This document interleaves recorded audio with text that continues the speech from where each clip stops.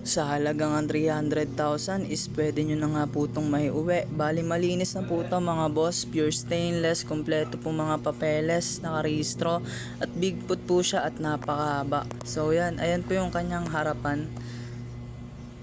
So ayan.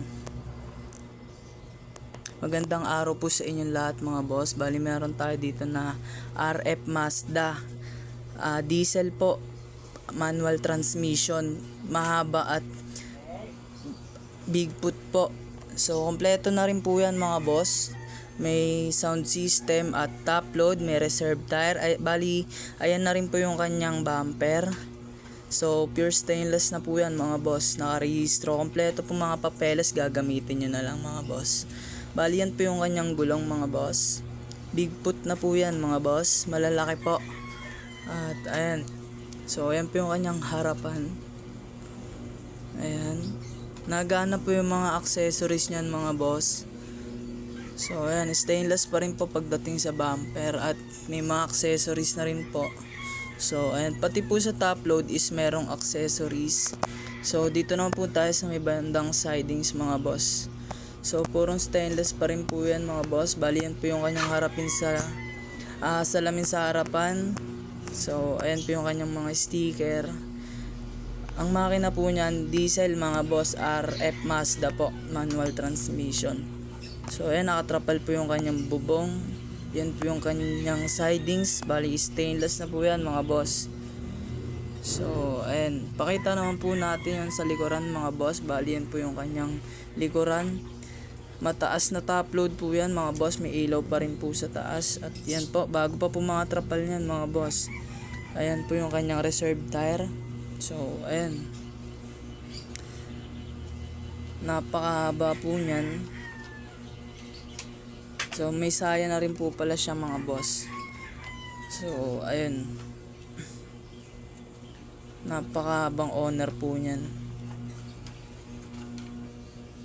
So ayan mga boss, pure stainless po yan, mahabang owner type jeep. So ayan mga boss, gagamitin nyo na lang po. So ayan, shoutout nga po pala sa tropa nating napakasipag.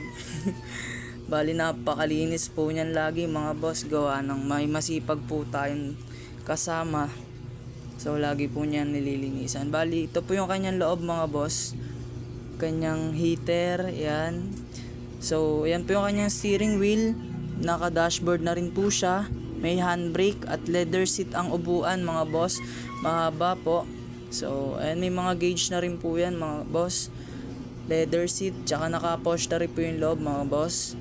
At setup sound system na rin po yan, napakalawak po ng loob niyan mga boss, dahil napakahaba ng unit na po. So ayan, makinis na makinis din po siya.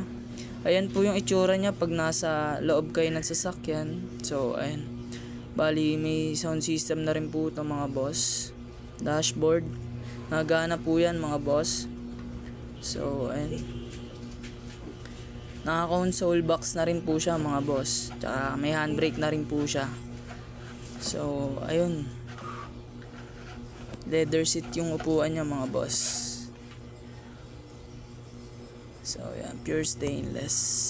Yan po yung kanyang salamin sa harapan mga boss, napakahaba po niyan, malalaki pong mga gulong niyan, pure stainless na rin at loaded bumper na rin yan mga boss. At nakarehistro na rin po, malinis po papel at original, at wala pong problema papel yan. So yun lang po, maraming salamat sa panonood. Huwag nyo kalimutan mag-like and subscribe. Ingat po kayo, bye bye.